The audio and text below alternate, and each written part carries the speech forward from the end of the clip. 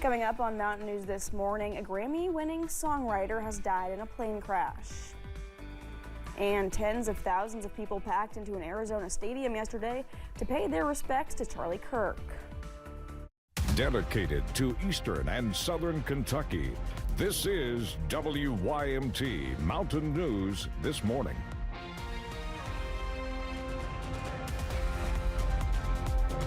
Good morning, I'm Caroline Mueller. It is 5:02 on this Monday, September 22nd. Let's go ahead and check in with meteorologist Megan Dusmal for a look at your forecast this morning. Megan, how about that rain yesterday? Where has that been? It's been gone, but I'm thankful that it's here, and we're going to get tired of the rain by the end of the week. I am sure a lot of rain chances are in the forecast as we're heading through the next several days. Even this morning, we do have a very slight chance of seeing some sprinkles out your door. Here's a look at that satellite and radar, just so you can see what we're playing with this morning. A lot of cloud cover, especially for our western and northern counties. And again, little tiny chances of some sprinkles as you're heading out the door. Now, these chances will increase. We're looking at rain and storm chances this afternoon and evening hours, as well as Tuesday morning. So a lot of rain is in that forecast. That's only just going to continue as you're heading throughout the remainder of your week. Currently, though, we are looking at some very warm temperatures as you're heading out the door, mostly the mid to upper 60s. 67 in Prestonsburg, 69 in Monticello, and 68 in Somerset and Moorhead. This afternoon, though, we're going to look at a mixture of the low to mid 80s, so definitely not as warm as last week, but still warmer than average, as we should be hitting that 77-degree mark as we go into the afternoon hours. We'll continue to warm up, hitting a high around that 2 o'clock, 3 o'clock time frame, a little bit earlier than we see normally, but the rain will cool us down as we're heading throughout the evening. Caroline. All right, Megan, thank you. A Kentucky sheriff was hit by a car while responding to a crash on I-64 Saturday. The initial crash happened on I-64 East near mile marker 113 and shut down 3 miles of interstate. KSP tells us officers in Bath County called the Montgomery County Sheriff's Office to help shut down the road. When the Montgomery County Sheriff David Charles got there, he was hit by a car, totaling his cruiser. Sheriff Charles and the driver of the other car were hospitalized, but are expected to be okay. The Montgomery County Fiscal Court says Sheriff Charles doesn't have any broken bones and is, quote, beat up pretty bad, but in good spirits. We don't know if anyone will face charges in connection with either crash. A Grammy-winning songwriter, Brett James, has died in a plane crash. James is known for penning hits, including Carrie Underwood's Jesus Take the Wheel. According to data from FlightAware and a statement from the FAA, a plane registered under James's name reportedly crashed in a field in Franklin, North Carolina Thursday afternoon. 3 people were on board and there were no survivors. The National Transportation Safety Board said it is investigating. James Brett was 57. Tens of thousands of people packed into an Arizona stadium yesterday to pay their respects to Charlie Kirk, the conservative activist and influencer who was shot and killed during a public debate on a Utah University campus earlier this month. More than a dozen speakers praised Kirk and his legacy. President Trump called Kirk a great American hero. Kirk's widow, Erica, vowed to carry out her husband's mission. CBS News' Bradley Blackburn has more from New York. He wanted to save young men, just like the one who took his life. During an emotional tribute, Erica Kirk told thousands of mourners she forgives the man accused of killing her husband, conservative activist Charlie Kirk. The answer to hate is not hate. The answer we know from the gospel is love, and always love. Moments later, President Trump took the stage and sounded a different note. That's where I disagreed with Charlie. I hate my opponent, and I don't want the best for them. I'm sorry. In his remarks, the president praised Charlie Kirk. He's a martyr now for American freedom.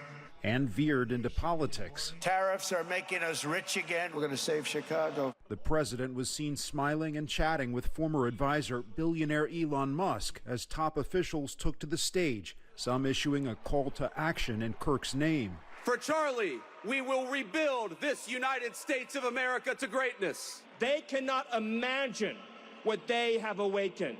27-year-old Arizona resident Harrison Stevens said the messages invigorated the crowd. People are using the term like picking up the bloody microphone that Charlie left behind.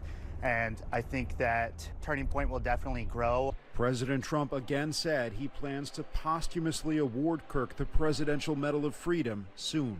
Bradley Blackburn, CBS News, New York. On his way back to Washington last night, President Trump praised the efforts of the Department of Justice in the case against Tyler Robinson, the 22-year-old charged with killing Charlie Kirk. Utah prosecutors say they plan to pursue the death penalty. The Sky Meadow Country Club in Nausea, New Hampshire, was surrounded by police Saturday night after a wedding turned into a nightmare. Police say Hunter Naildu, a former club employee, shot and killed 59-year-old Robert DeCesar with a handgun.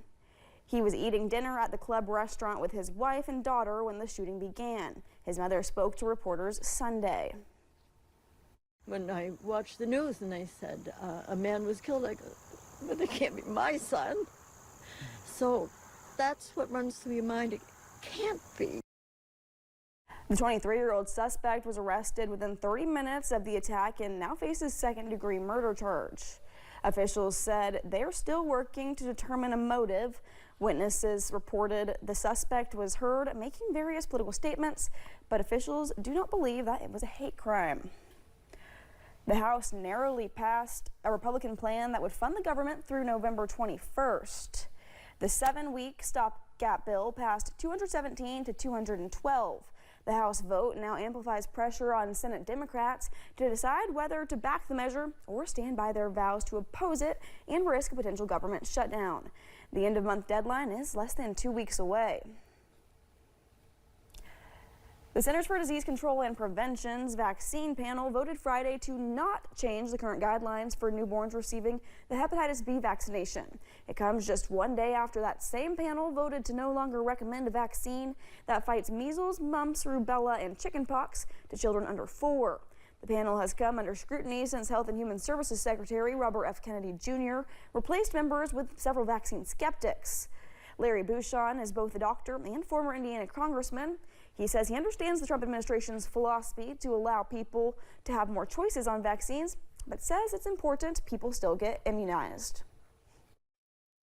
These have saved millions and millions of lives, and it's really probably dangerous not to have large swaths of children not vaccinated, because then we're going to lose herd immunity in all of our communities and put everyone at risk. The panel could make new hepatitis B vaccine recommendations at a future meeting. They also declined to recommend the COVID vaccine for anyone, leaving the choice up to those who want the shot. Declining vaccination rates among kids in Texas will lead to more measles outbreaks. A study published in JAMA found in some Texas counties, MMR vaccination rates among kindergartners have dropped 10% over the last 10 years. The study predicts measles outbreaks and hospitalizations will increase substantially. Doctors say this highlights the importance of raising measles, mumps, and rubella vaccination rates.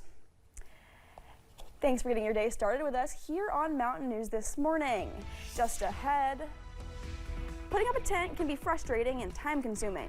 One company has a product that fixes that. We'll take a look on this week's Does It Work?